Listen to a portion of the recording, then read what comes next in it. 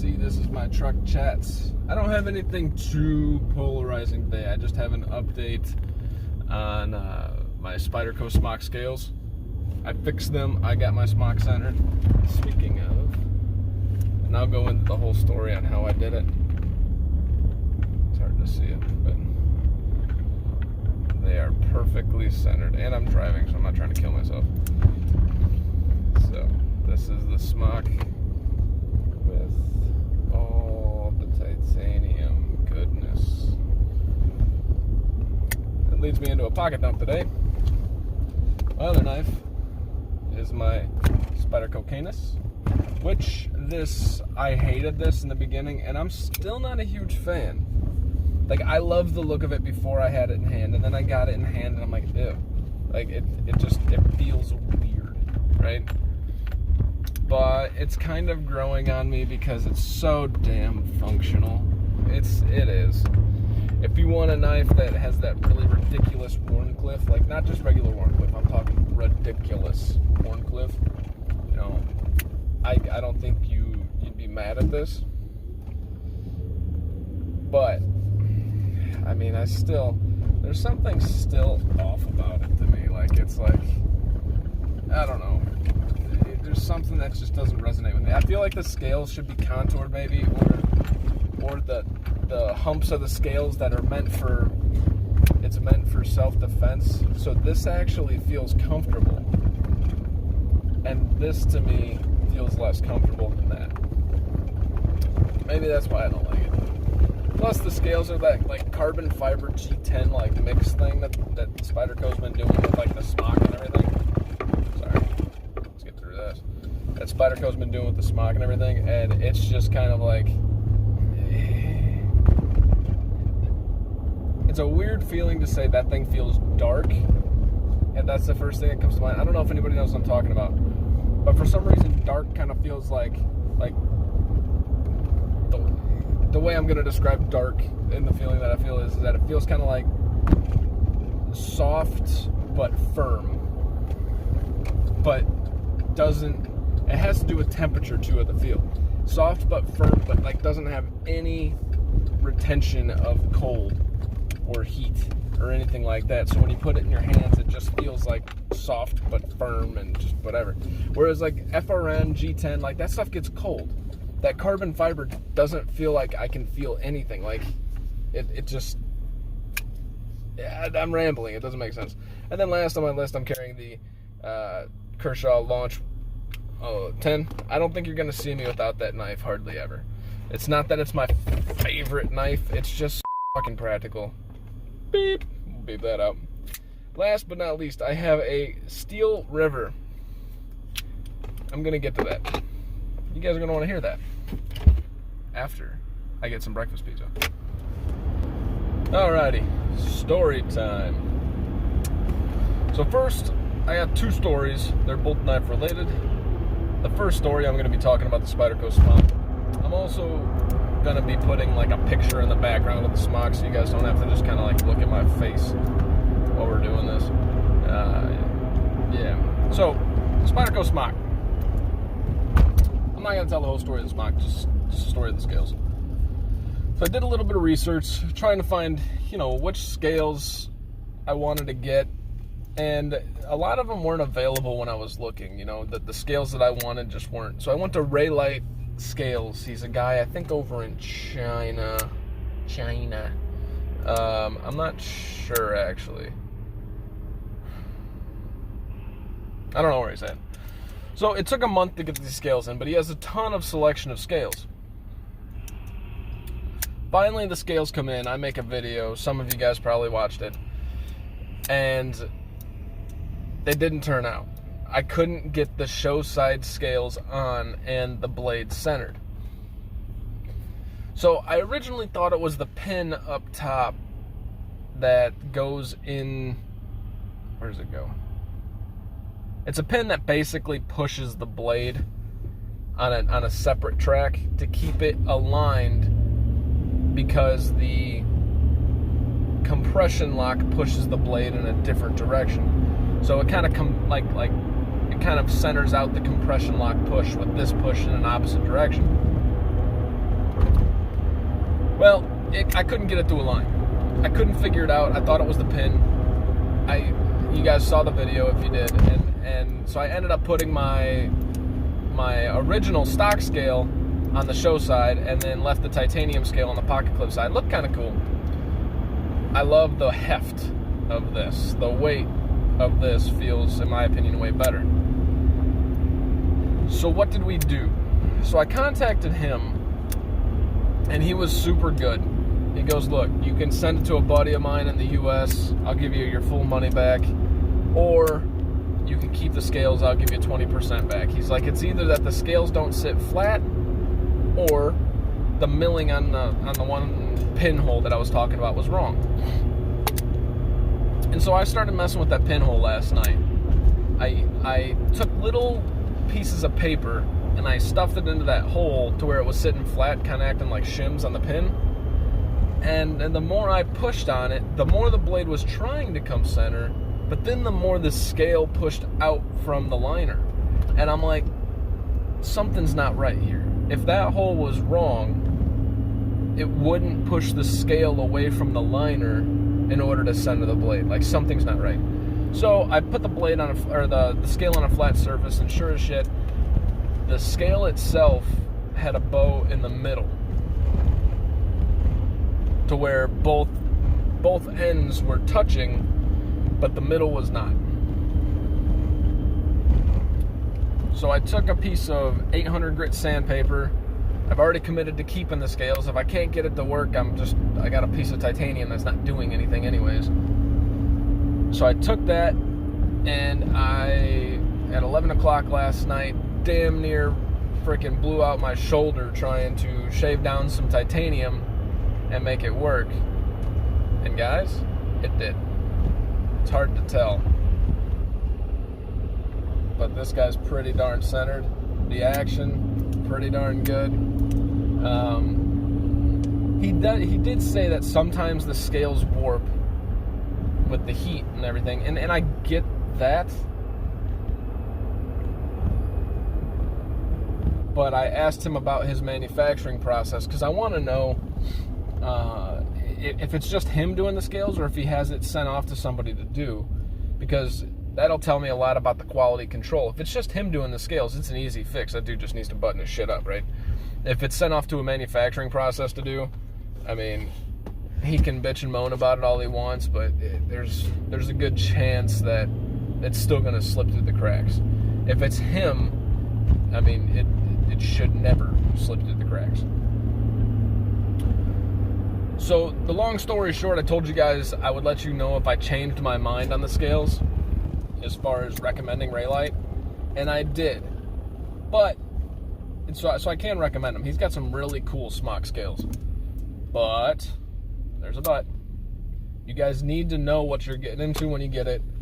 If it comes screwed up, I can tell you that he is very responsive, very willing to make it right, but unfortunately, if you live in the U.S., you gotta wait a month to get these scales to find out. So that kind of sucks. But I am happy with the way the scales turned out. I gotta get a new pocket clip. I'm not a fan of that skull pocket clip on there. I don't know why about the skull thing. I'm not a skull guy. I'm a grizzly guy. Some of you will get that reference. But that's the story of the smock. So I'm very happy. My smock is now titanium, and I did fix the centering, and it feels kind of satisfying to fix it yourself.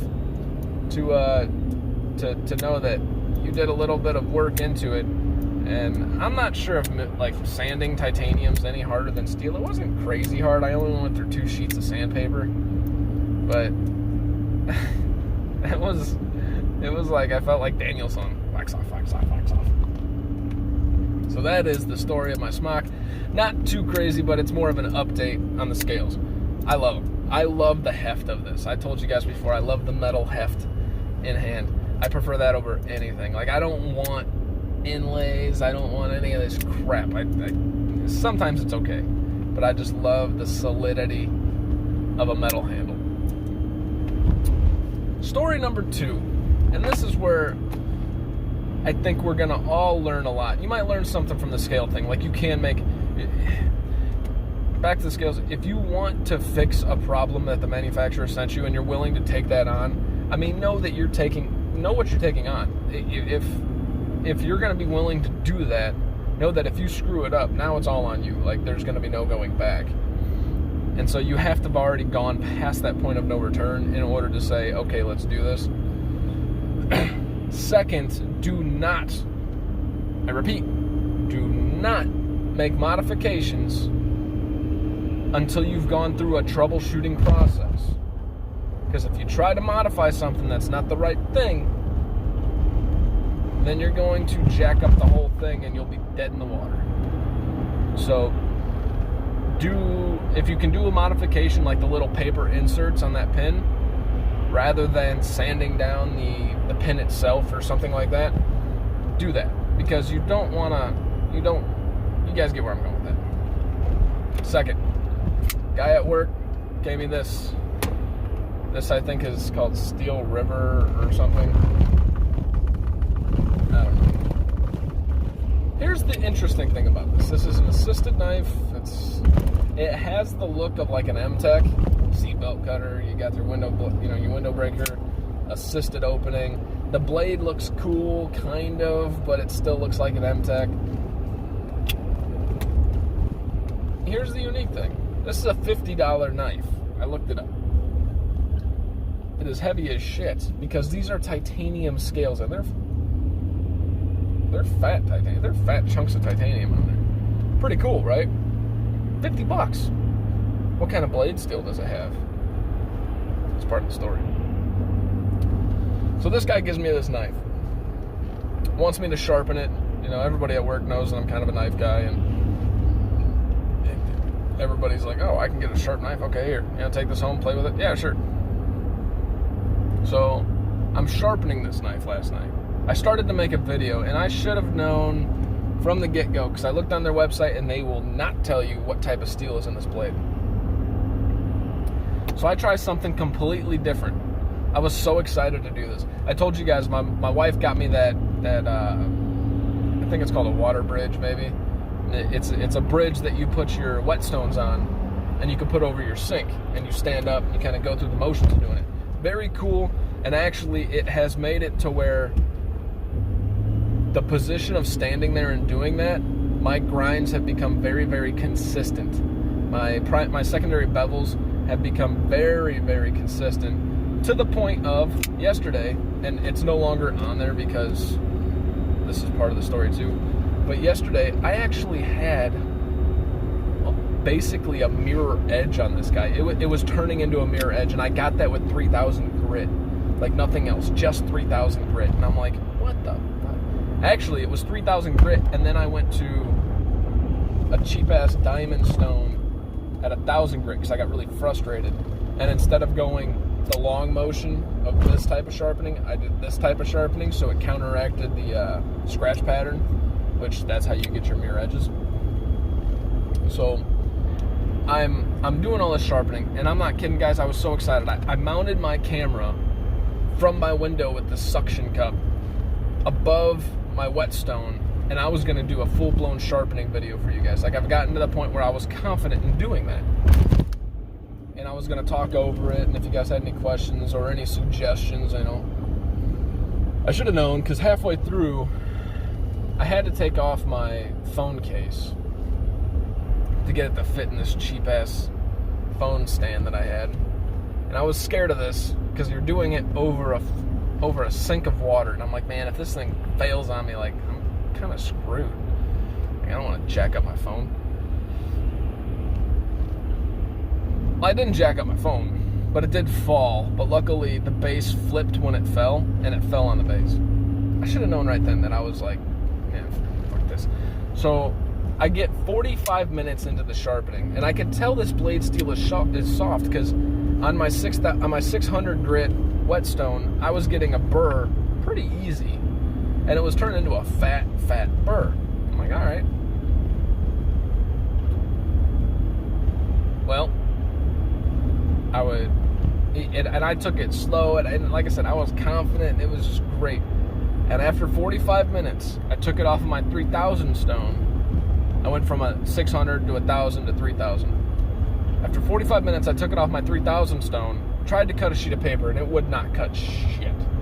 And I'm like, you know what? Sometimes I am not that good at sharpening to where I have to strop it before it like really shines, which probably means I'm not eliminating the burr and the burr's still folded over or whatever. But I can get at whittling hairs. It's just, anyways, I couldn't for the life of me sharpen this thing, and I'm scratching my head. I turned off the video. I'm like, fuck, I'm not gonna show you guys all this bullshit. I'll just show you the final product and let me figure out what I'm doing wrong here. And I'm like, what am I doing wrong? I was getting a headache. I'm like, 3 hours goes by. I've tried. By this time, I'm probably doing the wrong technique because I'm irritated, right? I've tried stropping. I've tried stropping for a long period of time. I've tried, I went back to my diamond stone and did a different scratch pattern to try and see if I could do better. Because, going up and down like this is a more aggressive way of sharpening than doing this, even though it doesn't seem like it. So you're going to get a sharper edge faster. It's just, it's harder to keep the whole secondary bevel the same and uniform. So I get frustrated. And I contact Super Steel Steve. I'm like, hey, dude. Because he helped me out before I was sharpening an M390 and I was having an issue with something. I couldn't remove the burr or something like that. And he gave me some tips and everything. He's super cool, dude. He's, between him and MC, honestly, Super Steel Steve's probably my favorite fucking guy out of the whole YouTube community when it comes to the bigger guys. He just hasn't done a video in a while. Anyways. So he goes, well, what's going on, man? And I'm like, dude, have you ever tried to sharpen a knife, taken it almost to a mere polish, and it still isn't sharp? And this is all through Instagram, and he's like, LOL, oh yeah. And I'm like, what the fuck is it, dude? Like, what is that? And he goes, my friend, have you, he walked through the normal steps. Have you raised the burr? Yeah. I'm not going to pretend like I'm professional, but I have the basic gist of what I'm doing. Yes, I have raised the burr. I have flipped the burr. At times I thought I've gotten rid of the burr. And I slowly progressed through the 600, slowly progressed through the 1,000, and then I kind of went quickly through the 3,000, but it was, by that time you already got your edge. And he's like, yeah, sounds about right. What knife is it? So I sent him a picture of the knife, and he goes, what blade steel is it? And I'm like, no freaking clue, dude. It doesn't say on the blade. It doesn't say on their website. Like, I know that's not a good sign. And he goes, what you got there is a case of what we call pot steel. And I go, I know what pot steel is. It's basically your shittiest of shitty steel. And he goes, that stuff, he tried to sharpen a knife once, and he was getting similar results, right? He was basically taking it to a mirror edge, flipping the burr, couldn't get it, and he's like, what the f-? So he sent it off to his buddy, and his buddy did a hardness test on it, and his knife had a 44 Rockwell. Our knives, at minimum, should have no less than a 56, and that's like your budget brand crap, for the most part. Typically, you're living in the 58, 59, 60, 61 range for most of our steels that we're familiar with. So what ends up happening is, and I told him, I go, look, dude, I raised the burr, and this burr looks different too. I raised the burr to where the burr looked like little tiny hairs that were standing straight off of the blade, like I had it perfectly straight off, and they were about a 1/16 of an inch long. They were long for a burr, like it was so visible. You were like, what the? They were almost, if not as long as my secondary bevel. Crazy. He goes, yep, that's what we call pot steel. He goes, first of all, congratulations, you have now sharpened beer can metal, and that makes you an official knife guy sharpener, and I'm like, ah. But it's so soft that the edge disappears every time you create. I'm gonna have to do more to understand that and maybe break it down to you guys in the future. But if you think about something that's really soft and you try to sharpen it and it just kind of crumbles, that's what I'm envisioning. And the way he explained it, basically your edge crumbles before your eyes as you're sharpening. Because I've never not been able to sharpen a knife. I've just never made it look super pretty, you know. There's certain times where I've had really good grinds, like on my Mannix 2, I was really proud of that job after I acid washed it the last time. But that bridge across the sink, like I said, really, really helps keep your angles correct.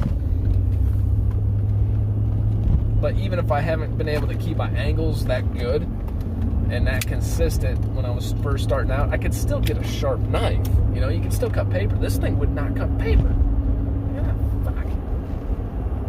So,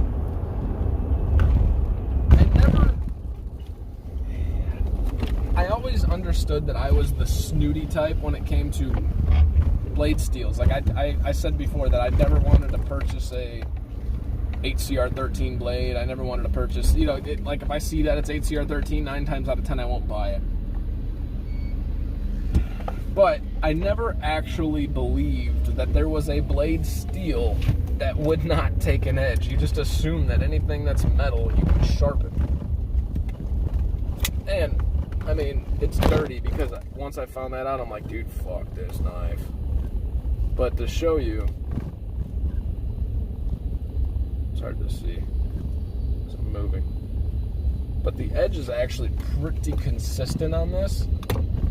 I did a damn good job of sharpening something that you could not sharpen.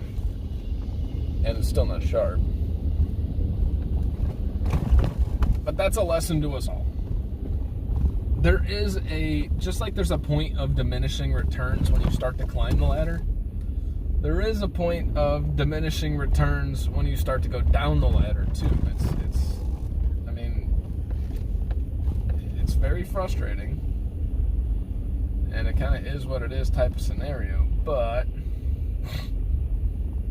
that's the world we live in. So, that, my friends, is my story about trying to sharpen pot steel. My lessons learned about trying to sharpen pot steel. And I keep calling it pot steel. Basically, this is steel, and the reason they call it pot steel is that's what they make that out of pots. But realistically, I'm gonna go have to break the news because this guy loves this knife. But that's my story about trying to sharpen pot steel. So if you guys didn't know, now you know. My name is Tyler. This has been Everyday EDC. Thank you guys so much for watching. Stay sharp. Stay safe. Have a great freaking day, guys.